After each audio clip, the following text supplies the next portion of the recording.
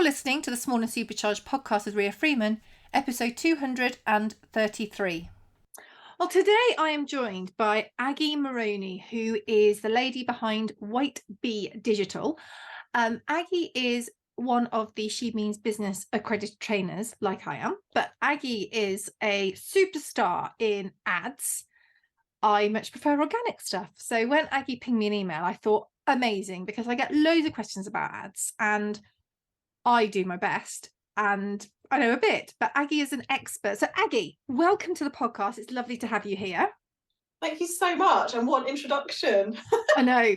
I've set the bar high, but I've got faith. So can you tell us a bit about you and your business and how you got into it all? Sure. So I run a business called White Bee Digital, and I specialise in managing ads on social media. So Meta, which is Facebook and Instagram, TikTok, and also Pinterest, which isn't strictly a social media platform, but it's very visual. So it's kind of put in the same bucket as social media advertising. I mostly work with e-commerce brands. But lead generation for service-based businesses is absolutely huge with Facebook ads. So I'm more than happy to talk you through that as well today. And I have a very unusual route into ads. And we like this. We don't like the boring, obvious paths. The more I speak to other people that do what I do, the more I realise it's very common, because ads aren't actually that old. You know, they've probably been around for like maybe 10 years max, I don't know, on social media, so it's still quite new. So I studied politics and languages at uni, fell in love with the idea of South America because I had this really amazing Chilean Spanish teacher at uni who really inspired me. So when I finished university, completely skint, I was like, right, I need to get out there. So I worked for a couple of years doing various things like events, worked at a charity, worked at Channel 4, doing really fun things, saved money and just backpacked for 6 months. Had the most amazing time, but I was like, okay, I actually have no money now. I thought I was poor before, but I literally have not 2 pennies to rub together after that trip. So I was like, I just need a job just to start getting back on my feet from that. So I kind of, as anyone, I guess, in their early to mid-20s, I'm just going to find a job. So I applied for a receptionist job at an investment company, and I met these 2 amazing women who interviewed me. And it's one of those really weird moments. I remember there was a fire alarm in the interview and I was late because the tube broke down. It was a really dramatic day. And then they said, no, we're not offering you the job. I was like, what? No, after all this, you're dripping and stressed and everything. They're we just think you'd be really bored. I think you've just got a bit more about you. And that's not saying anything bad about receptionists, but we don't want to lose you because I think you just leave after a few months. I don't think you'd like it here. So they said, you want to work in our sales team? And I was like, no way. I just thought it's so horrible. I just thought Wolf of Wall Street, brash, horrible environment. And it couldn't have been further from the truth. So it was more like account management. It was quite a well-established investment company, and I was shadowing one of the regional sales guys, and I absolutely loved it. It was very social, and I met really intelligent, bright people. And that was basically the start of my sales career in investments for 10 years. So towards the end, I was becoming a little bit jaded, and I was like, this is really stressful, and I can see how people get locked in these gilded cages of big salaries and chasing the next promotion, working loads of hours. And I was like, I'm really not fulfilled anymore. I'm really not enjoying it. So I was already kind of thinking, I really want to do something else, but I just don't know what, because I never woke up one day and thought, this is what I'm going to do. You have vocations, people want to be doctors or vets or architects. I never had that. So I was like, right, I just need to open my mind to different things. And then I just came across a podcast, which I used to listen to on the tube, which was the Unofficial Shopify podcast. And I've heard of that. It absolutely blew my mind.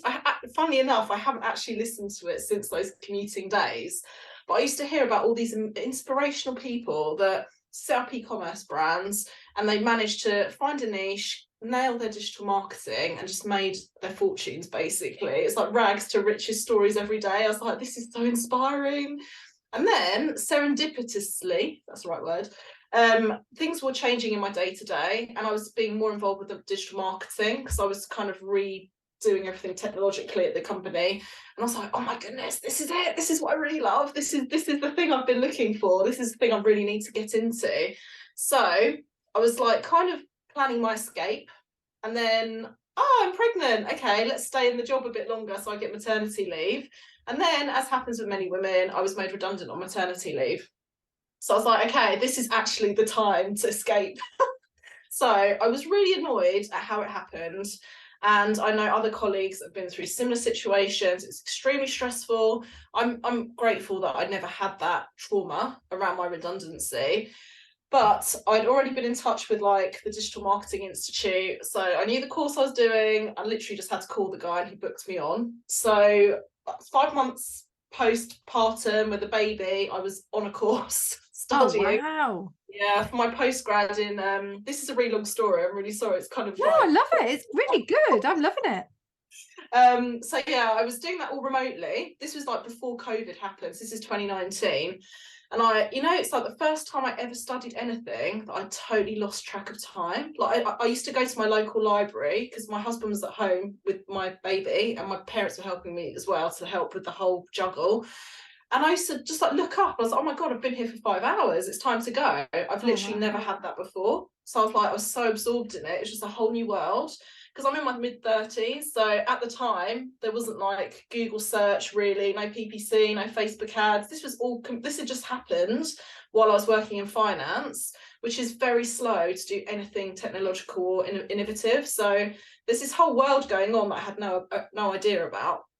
And then I like submitted my last paper, like did really well, so I was really happy. And I'd already set up White Bee Digital as like my contracting business, because like my big plan, everyone has a plan. I was gonna find like contracting jobs at agencies or even in financial institutions that I knew, because I knew that day rates were really, really good. So I was like, I can just do that flexibly, like maybe work 6 months a year, something like that. Yeah. Then COVID hit, and I was like, yeah, that I think that threw not just a spanner, but like the whole toolbox in a lot of people's grand plans, didn't it? This was actually a really scary time personally for me, because my husband had been made redundant during Brexit because he's Italian. His job had been moved back to Italy. Oh So gosh. he'd taken time off because he got quite good settlement just to be with us and the family and enjoy that newborn stage. And he was just interviewing to go back into work, and then COVID hit, and obviously all the interviews were cancelled, job offers pulled back. So that was like a massive upheaval for us as a family. I was thinking, sugar, what are we going to do? Because also, as sort of like a woman, mid-30s, had a baby, there's some kind of like prejudice against you when you like want to go career changer, to go back in the workforce. My dream to go into an agency, they're like, well, you don't have any experience, like practical experience, even though I do have a lot of other experience. And on paper, you just look like a hobbyist. It's like, well, you just need a little job. You're not really that into your career. So I was like, okay, so yeah, these are whole like socio-economic issues that are just like my experience. Yeah, the things you're saying, I think a lot of people will be nodding away, listening to this, going, yep, been there. Kind of made me more determined though. I was like, right, I'm going to prove you wrong. Yeah, too right. So I was like, right, there's no choice. I literally have to set up my own thing. Like, no one's hiring me. No one's looking beyond what I look like on paper. And I have no network. I didn't know anyone that did what I wanted to do. So this is why I totally like agree with what you like talk about, which is the organic marketing side, because that is what I started doing. Like, I was on social media all the time. I was in Facebook groups. I dabbled a little bit on LinkedIn at the beginning, but I was really scared because I had so many ex-finance people in my network who'd be thinking, who the hell is she? Like, why is she like talking about this? So yeah, it took me a while to build up my reputation. I trained, invested a lot, probably my whole redundancy package really in training. But then I got a job with an e-commerce agency, and it absolutely blew my mind. Like, I've been following the founder of this agency for a few months, and I was absolutely idolized her. I was like, she is who I want to be. And then someone told me, oh, she's looking for a freelancer. I was like, oh my goodness, I need to apply. And then I got the job. So yeah, I worked with them for 5 months, and wow, it was amazing. I loved it.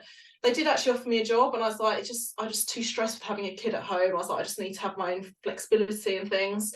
And it's just kind of gone from there. So now I work mostly directly with brands, so e-commerce brands. I do consultancy, and then sometimes agencies bring me in to advise them as well on their client accounts. So yeah, it's been a roller coaster. But brilliant. And actually, I think that so often we think, oh, our journeys are random, but everything that you've done has led you to this point.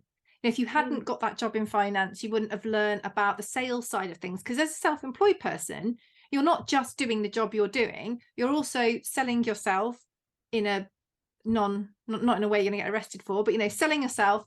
Oh God. To get work, to make sure that you understand the lingo, how it all works. And as you say, when it really is emerging. And even now, although Facebook ads are a really big thing now, social media ads are a really big thing now, still for many small businesses they are a terrifying thing. And we talked just before we press record about people who had kind of got the courage up to have a go, and then COVID was COVID, and then we've got things like when Apple released their iOS update, which sent everything a little bit haywire, and people have lost their confidence in it again. And you do hear stories of people say, oh, they don't work for me, and that can then discourage people from having a go. I know in the trainings that I give, I would say, well, this is how it works. At a basic level, you can put £1 a day on and you can learn. Just for that £1 a day, you can just get your confidence up, because I've got a number of pounds on the back of my sofa because we all lose stuff. So there's ways that you can get started on it. But I am very passionate about the organic side, because I think that it's really important to have that base, because that actually helps quite a lot of the advertising you do as well. And also when people then find you put all that work in, they can learn about you. But you are our ads queen, and we were chatting about a few different things to start with. So I guess the first thing is, how do you get started in ads? So you're someone, maybe you've got a Facebook page with a few thousand followers, and you're thinking you really want to give your product or service a push. When do you make that jump? What pushes you over the edge, and how do you start? So I don't know if this is recorded, but I've literally been nodding vigorously. You have, and I'm pleased with that. So before you open Ads Manager, anything like that, there are a few things you need to think about. And this is kind of like, I always say to people, just put the brakes on for a second, okay? But I see ads as the cherry on top of your business. So a lot of people want to run before they can walk. Maybe there's like a sales problem at the business, maybe sales are down and there's a panic at the business. It's like, oh, we need to run ads. Don't do that, okay? Because there is a reason why there are no sales. Maybe there's a problem with your messaging. Maybe there's a product market mismatch. So maybe the thing that you're selling, there isn't really an organic need for, or a desire for it. Again, that could be down to your messaging. But I would say ads work best if you have strong organic demand. So your business is growing in other ways. So maybe it's because you've got a great Instagram profile. Maybe you do loads of trade fairs. Maybe it's word of mouth. So, you've just grown organically over a couple of years and you think, right, okay, I'm really confident in our processes. I'm confident that our product's great. We're getting great reviews. Let's ramp things up a bit. It's time to scale the business. That is when you would start investing in ads. The thing that I would never advise, and I do get approached by startups that have never launched a product looking for ads, and I'd say this is the most expensive way to launch a business, because you don't know what that initial feedback will be on your products or your service. For example, if you're a service-based business, and I'm just going to use a random example here, so maybe you design websites, maybe you're a branding consultant, maybe you offer consultations over the phone, whatever it is. Are you sure that when someone clicks on your website, it's clear where they need to go to book a call with you? If they need to submit an inquiry, does that integration work? Are all the links on your website live? So, does your little Instagram icon actually work? Does it take them through to your Instagram? There are so many things I check before I agree to work with someone, and that is the very basics. So there are times when I'll just click on all the buttons and I'll get error 404. So the link doesn't work. This Instagram profile isn't active. So maybe they've just made a bit of an error on the URL that they send traffic through to. All these little things might seem insignificant, but they will impact your ad results. Yeah, absolutely. You're throwing money down the drain, aren't you? Absolutely. You might as well just take a wad of fivers or teners, whatever, and just set fire to them. Because And I that is think what we, happened. we we miss this from the organic point of view as well. I've been off down, you find a product that you like online, you found it, you click on it, and you can't buy it, or you can't contact anyone, or they vanish, and you think, right, screw that, I'll go and do something else. That's organic, so that's annoying. But if you're then paying to generate that lead, ridiculous, like just such a waste of money. So something I see, because I do, if I'm served ads, could be by a competitor to me, so maybe it's another ads agency or an ad specialist, maybe it's a marketing company, which is actually worse when this happens because they should know not to do this. But this could be anything. I see coaches do this all the time where they have like some kind of incentive for you to share your email address. So maybe it's a voucher off, maybe it's a giveaway, something you put in your details and then they're meant to email you something in return. That integration's broken. So I've submitted my details on email. I'm waiting for this free guide, my offer, my free webinar, whatever it is. And I'm waiting and waiting and waiting, and nothing comes. So just even testing that integration between your email service provider and your ads, that is something that can cost you so much money. Because imagine how many times someone like me has asked for that free thing and not received it, but you've paid for them to get that. So these are things that are really boring and they're very time consuming, but they will save you money. And this is before you even look in Ads Manager. Yeah, definitely. So, and also with organic, and I'm probably a bit unusual when it comes to managing ads because I do look at the whole picture. So I really, really strongly recommend you're consistent organically first. Now, there's a reason why I'm very adamant about this. So when people see your ad for the first time, whether you're asking them to sign up to something, which people are becoming a bit more resistant to now because they know they're going to get pounded by your emails, so they're going to be selective. Or if you're selling a product, people will check you out.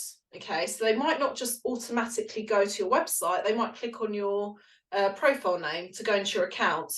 I do this personally. I'm always like checking out who's serving me ads, like what are they about, what are their values, what's their credibility, how long have they been around. So I'm not checking their follower numbers, which is also something that people get hung up on. That is not the issue here. I want to know how long have they been posting for and what kinds of things are they posting. So are there testimonials, are there photos, are there videos, what engagement do they get as well? So are people actually commenting, liking? So do they have like an audience, and like are people enjoying being in their audience or in their fan club? That's what I like to see as well. You can't really do that with ads, not straight away anyway. And also you test your messaging. So maybe you've got an idea for a product, or maybe you've got an idea for a service that you want to launch. You would always launch that for free first to your free audience, so the one you've built organically. If you get a good reception and you launch it to them and you sell it without ads, that's when you start running ads, because you know that the product has demand and people like it. So that is something, whenever people say I need ads, that's when I'm like, stop. Let's talk about this. Like, what's the history of this before the ads go live? So don't you think as well, because obviously with Meta particularly, you've got the 3 phases to the ad journey. You've got the awareness, the conversion. No, you haven't. You've got the awareness, the consideration, the conversion. But actually the awareness, you can do a lot of that with the organic content, can't you? Absolutely. And something that a lot of people are nervous about since they launched, which is Reels. So Reels are, I'm not going to lie, I don't enjoy making them. I know that you can sign up for amazing courses with the pros that know how to make them easy for you. I personally find them a bit of a struggle, but I do persevere in spurts to do them because it's free data on your account, because that is the content that gets the most organic reach on Instagram. So if you run a few Reels, you might get rubbish delivery for the first few, but it does pick up. So I would recommend being consistent with them if you can. And you can use that data in your targeting for your ads. So that's why it's really important to understand how different actions that you take to promote yourself can support you when you actually start investing in your money, like money into your marketing as well. And I think, you know, just the other side of the journey. So you start organically on social media, making sure that everyone loves you and they love your products, your services, whatever. And then on the other side, once you've won them over and they've bought from you, that you can keep in touch with them. So making sure that email marketing is sort of on point as well. So before I work with anyone, I ask, what's your organic like? And I would have had a snoop anyway.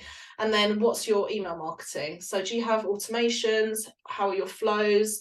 How often do you email? Like if you're a service provider, you might not have lots of automations and flows, but it's like how frequently are you in touch? Do you ever launch products by email? That kind of thing. Because then I know that you've got your customer journey kind of tested, and then slot into that and help you like increase what you're already doing. Because it is a whole thing. It's not just, as you said, ads are the savior. Ads are brilliant and they can do amazing things, but it's so important that you've got the other bits of your marketing system going. And email is such a great thing, like having those email addresses that you can reach and contact whenever you want. And if you lose a page or something weird happens with your ad account, because God knows that does happen, you need to have these backups as well. But that doesn't mean ads can't help fuel your newsletter, your email marketing list, or anything else like that. But they should all work together, shouldn't they? Like they're friends, rather than that's the one thing we're doing and we're just focusing on that. And I think this is actually a massive change since iOS 14. So this is kind of like touching back to what you kind of mentioned before. So in April 2021, Apple kind of went rogue and launched this privacy update, which meant that everyone had to opt in to having data tracked across any apps that they had on their Apple device, which massively impacted Facebook because they are basically hostages now to Apple to get all the data. So by default, everyone was opted out. So you'd have to opt in to get your data tracked. There's a whole thing about this being like corporate sabotage and all that kind of thing, which I won't go into now, but it's all a bit dubious in my opinion when you understand how it all works. And now that Apple wants to launch their own ad platform, so it's all a bit weird. But in the past, companies could rely purely on ads. Like if you know they were so targeted and they had such strong data behind them that even if you had a bit of a rubbish ad, you could still get results from them. Now you have to be so clear on who you're talking to, what problem or solution does your product solve or service solve? Is it aspirational? Are you inspiring people? Like, for example, if you're selling jewelry, people don't need jewelry, they want jewelry. So how do you make them want the thing that you're selling from the hundreds of thousands of other jewelry brands that are being shown to someone on their feed? That is the skill now in ads, because your ad has to talk to your audience, because Facebook won't necessarily be showing it to the right person. And that's why it can take a little bit of extra time to find those correct people for you. So it could be a little bit more expensive. And that's why the pressure's there really on businesses to get that email sorted before they invest in ads, because it's going to cost you more to acquire someone in most cases. So you want them to buy from you again. Yeah. Then you get your money back. So there's a few more moving parts now that people need to think about since the updates. One thing I always remind people of though, like even when I started, which was just before iOS 14, there were people losing lots of money on ads. This isn't since iOS 14 that people are losing money when they run ads. It has happened since ads started. It's just there are different challenges now, so you have to be really up to date on what the challenges are, and kind of the rule book's changed basically. But ads work, they definitely work, and there's no other social media platform that is as established as Facebook with the same reach. It's the biggest, still the biggest social media platform, especially when you incorporate it with Instagram, which it's all the same family. Yeah. And WhatsApp, Messenger, they're all owned by Facebook. And you've got the option of pushing out your ads onto the audience network as well, haven't you? So you expand it even more. I mean, last time I checked, there's sort of 2.9 billion monthly active users on Facebook, and obviously, as you say, add Instagram in there, and of course there's an overlap, but it's such a huge number. And I think the fact that we can get involved in it for as little as £1 a day, I know obviously with £1 a day, you're going to have limited reach and limited results, let's be honest. But thinking about traditional media, if you wanted a magazine that had access to loads of people, you would pay a huge amount of money. You'd have to hope to God your advert worked. Whereas with the social media platforms available with Meta, you can invest quite a small amount and you can do a lot of testing, can't you? Which is such a key part of it all. Exactly. So test is basically the motto of Meta advertising, and this is something, it's probably one of the biggest mistakes I see when I audit accounts. So people will say, okay, I'm just going to use the earrings example. I've got these amazing earrings I've just launched. I want to run ads to it. So they'll maybe take one image of the earrings on a plain background, and that'll be their image for their ad. And they'll just run one ad with that image, and it will have, see the new collection, something like that. This is a very basic example. And then there's nothing in there that would be a variation. So they haven't got people wearing the earrings.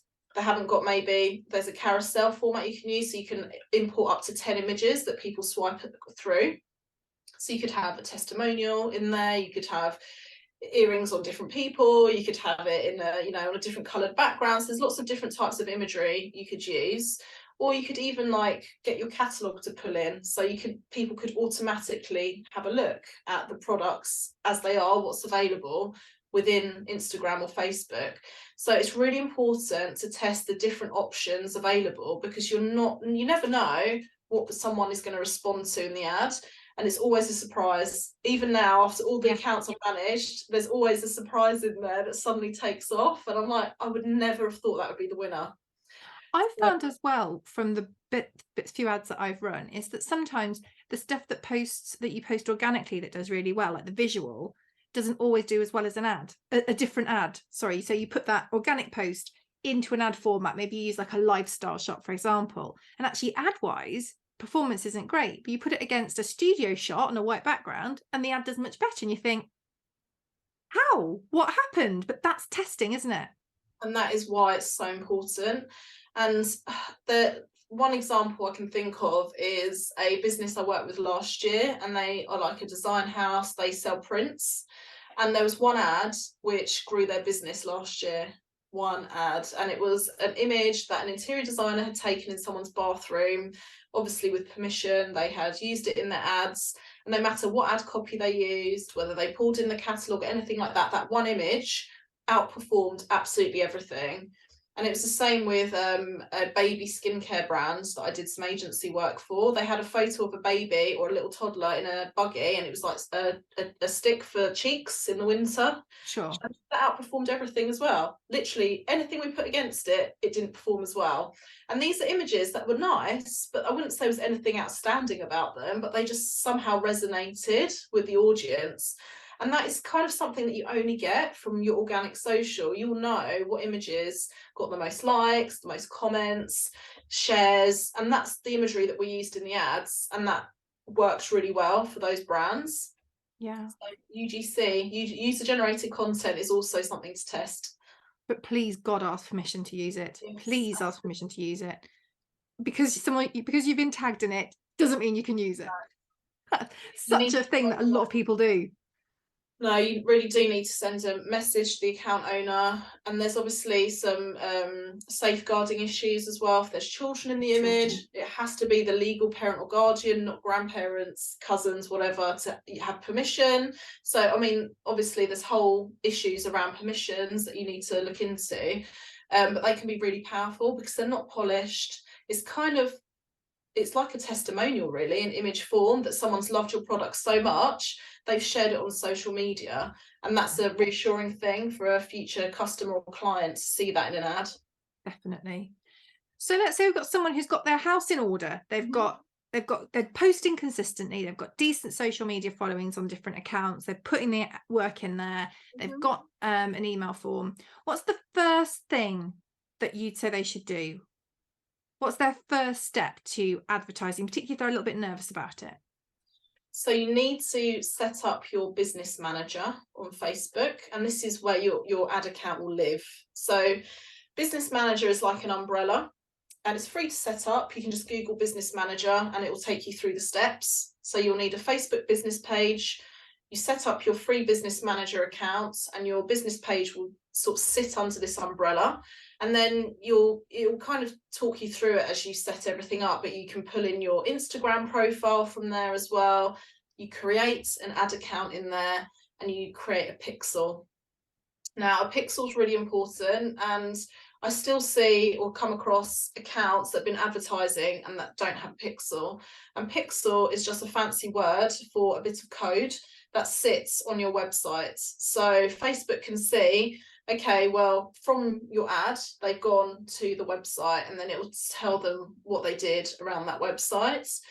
That's really important. I mean, it's not as accurate now because of the update that happened last year, but it also helps to track all the activity that people have on the platforms, like on Facebook and Instagram. So if you have a lead form, for example, on your ad, so you're collecting someone's email address, but then they quit the form without completing it, you can then retarget someone that's half completed your lead form. Or if someone is looking at shoes, for example, or they click on a shoe ad that's a competitor, but you're running shoe ads, Facebook knows that person is looking at shoes and will come and show them your ad, and then they'll start interacting with your account probably as well. So it's just a way for Facebook to help collect and connect people for their advertising. So the tech side is the thing that needs to be set up first. And honestly, this is something that a lot of brands get intimidated by, and it does stop a lot of people from getting started. And I do understand that fear.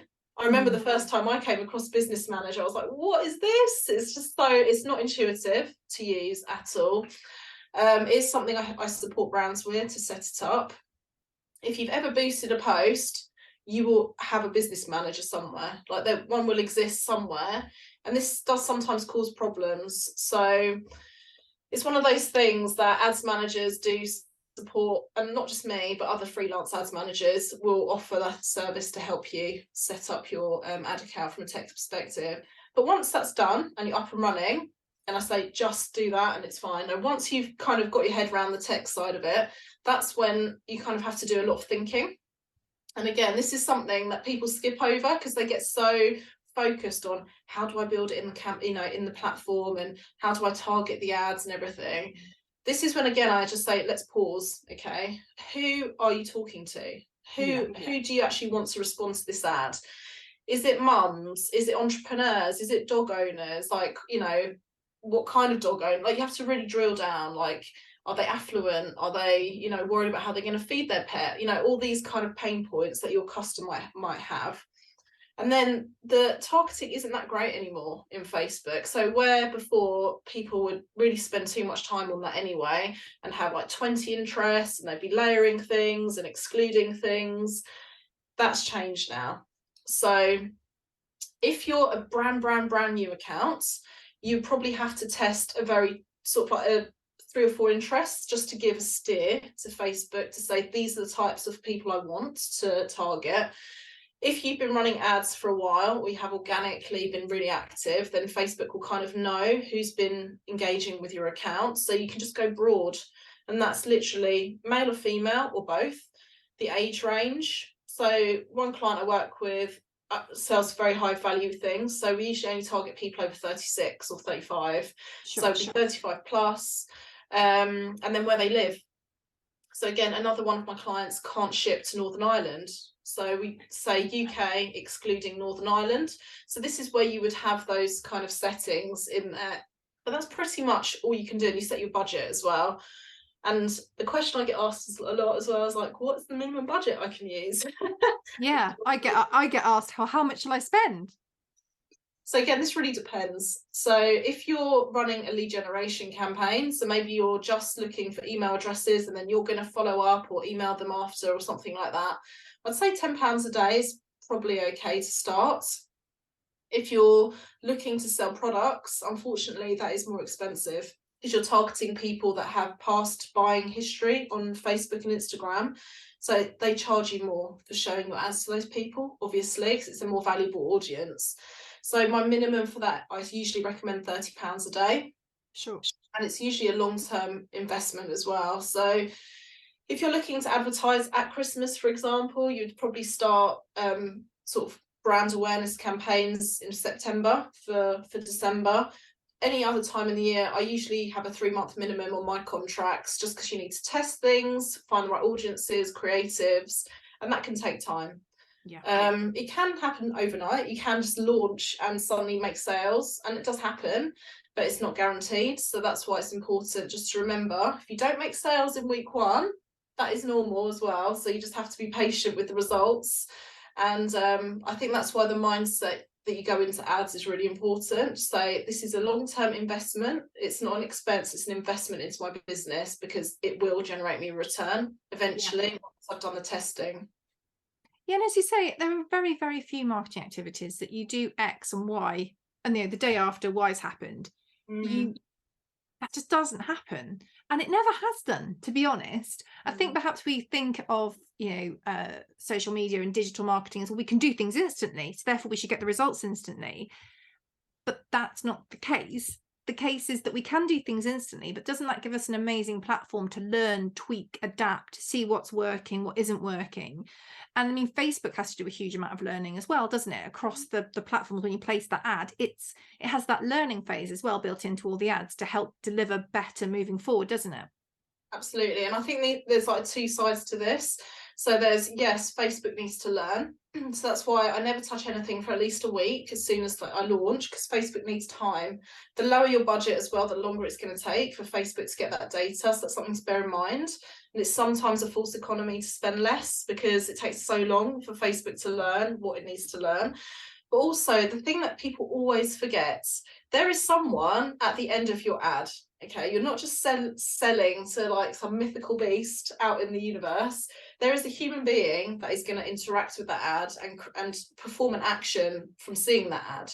So you can't take that human element out of advertising. And this has been the same whether you're looking at a billboard or whether you're looking on your mobile phone. When there's school holidays, it's always a cheaper time to advertise because everyone's on the beach. They're not necessarily buying from you.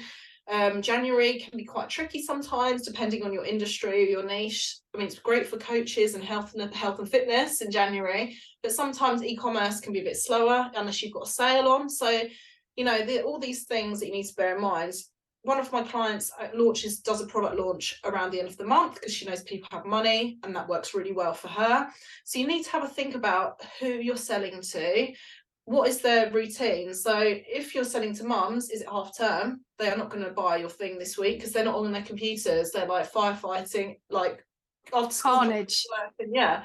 So this is something as well that I really have to educate my clients on as well. It's like, sales are down. Like, for example, like this is like probably a bit awful example, but for example, when the Queen died, lots of brands switched the ads off out of respect. And people kind of went quiet on their social media for a week out of respect, which is great, and it was kind of the expected thing to happen. But then brands were still asking, but why were my sales down? It's like, because no one was online. Everyone was watching the TV. Maybe they were like, out and about doing various things. No one was seeing ads or promotional content, which massively impacts performance as well. So sometimes you need to look outside of what's happening in your ad account to think, is there anything externally going on that is actually impacting me? Obviously, if it goes on for weeks and weeks, then it's not an external issue, but it's something that you can't really forget is going on in the background. And times of the year are critical as well, aren't they? If you don't, moving forward, like Black Friday, Christmas, the competition for ads is incredible. So it's going to cost you more money, isn't it? Absolutely. So something that a lot of brands do, we're a bit late like recording it for this year, but for next year, this is the time to be planning like your activity for next year. Lots of brands will launch ads to grow their email list. I saw them from mid-August. So giveaways, exclusive access to a sale, some kind of online events, you're going to be a VIP access kind of offer. So they build their email list, and it's cheaper to get an email than it is to sell them a product. And then once that Black Friday frenzy starts, the Christmas selling starts, they just are gently coaxing people on email. So have you seen these? These are our best sellers. This is a nice stocking filler. People are buying this with this. Or, you know, calm your stress this Christmas. Take our, you know, download our meditation app. Or, you know, here's our budget calculator, and all these kinds of things that are a lot more gentle, and they are cheaper because, you know, even the monthly cost of your email service is going to be less than what you'll be spending on ads. So there are creative ways and cheaper ways that you can advertise that means that you're not going to be spending at that time of year. Definitely. Now, one question I get asked a lot, and I feel I know what I think the answer is. Okay. Boost buttons. Okay. I've been on calls with people who are like, it is the devil's own work, the boost button. And I would say, I don't think it is. And then I think, shut up, Freeman, you do organic stuff. What do you think? I'm definitely not a black and white person. So the way I look at it is, when you're boosting, I don't think there's anything wrong with it per se, that it just has its place. Yeah. So I would never boost a post if I wanted to sell a product, because you have a fixed budget. For example, say, I'm just going to use that earrings example again. Say I have that one post with the earrings and it did okay organically. So I think, okay, I'm just going to boost that post for like, I don't know, 3 days, £15. Let's see what happens. So for that £15, I'm only testing one image, so one creative element, and I'm only sending it to like an audience I don't really have much control over. It's really Facebook or Instagram's really just going to share it to who it thinks it should be shared to. Whereas if I actually put that into Ads Manager, I could have that image plus maybe a carousel or a video against it, and I could show it to 2 audiences and I could spend the same money. So I just think you have more options if you use Ads Manager. However, if you just want to raise awareness or increase your reach of an organic post, so for example, this works really well if you're a local business. Say, for example, you're a hairdresser, electrician, maybe run kids' parties, I don't know, and you're like, okay, we've got last minute capacity, like we've got last minute cancellation on a booking. You can boost that and it'll go to your local area, and, you know, more people are going to see that. You know, maybe you've got an offer on Brazilian blow dryers this week, so you want more people to see that offer. That's perfect, and you can spend £20 or something, and that's just, it literally is a boost to get more people in your area. It's good for awareness. If you want people to sign up for something, to buy something, those valuable actions, I don't recommend boosting. No, that makes perfect sense. I will say to people, I would never boost a post that didn't do well organically. If you've got a rubbish post, if you show it to loads more people, it's still a rubbish post. So and that's why organic is perfect for that, because you test your concepts and your ideas for free, and then if it does well, that's when you can put money behind them. Definitely. Now, is there anything else that you could share with us? I think that's been so useful to give people a little bit more confidence for how to get started, how to make sure actually they're in a really good place before they get started, the next step to get started, and then just a few tips around what we've done. So I think that's been so useful. Is there anything else you'd like to add or share before I ask you all the places where people can find out about you online? Because you do loads of additional things around this, don't you? You've got kind of courses and trainings and things that people are like, no, I get this now. Particularly if they start along the journey from listening to this podcast and go, right, I've got this set up, I've put this work in, I need more help. So is there anything else you'd like to add before I ask you all of that? I would just say, be open-minded. So if someone has said to you ads don't work, I would just say that, take that with a pinch of salt, because every situation is different, every business is different. You know, maybe there's something they just didn't quite get right in how they were doing the approach. Maybe they had some bad advice, because there's a lot of bad advice around. So I'll just say, just be open. You know your business. If you're ready to scale and grow, I would not discount Facebook ads. That's like literally my biggest tip. Yeah, and it's a really good one as well. I think as well, when people say, oh, it doesn't work for them, based on what they've done, based on when they did it, it's, you know, I've had people say that, God, everything doesn't work. Social media doesn't work as a whole, literally everything. And I'm going, but what did you do? And when you do that deeper dive into it, you can see why it didn't work. Most of the time, you know, you usually can. So yeah, I mean, if you're unsure, if you have everything in place, I do have a free checklist, so you can just go over all the bits, so the technical bits and everything you need to have, all your ducks you need to have in a row, and that's just under freebies on my website. So I will share that link with you, and you'll be able to just add that to the show notes. So if anyone just needs that extra comfort that they have actually got everything ready, then that will help for sure. Brilliant. Thank you so much, Aggie. Can you tell us your website and also where people can follow you on social? Because I know, I'm sure I follow you on both, but definitely on Instagram, you put out loads of information through there as well, which is always really interesting and gets the kind of grey cells twirling. Sure. So my website is whitebdigital.com, and my Instagram handle is whitebdigital. And if you look at the link in my bio, I'm always updating that. So I always run workshops and free events. And if you're on my email list as well, I'm always kind of going deeper into the kind of tips that I offer as well on my organic social media. So yeah. Thank you so much for joining us today, Aggie. It's been brilliant. I've Thanks for having really me. enjoyed it. Yeah, me too. Thanks so much.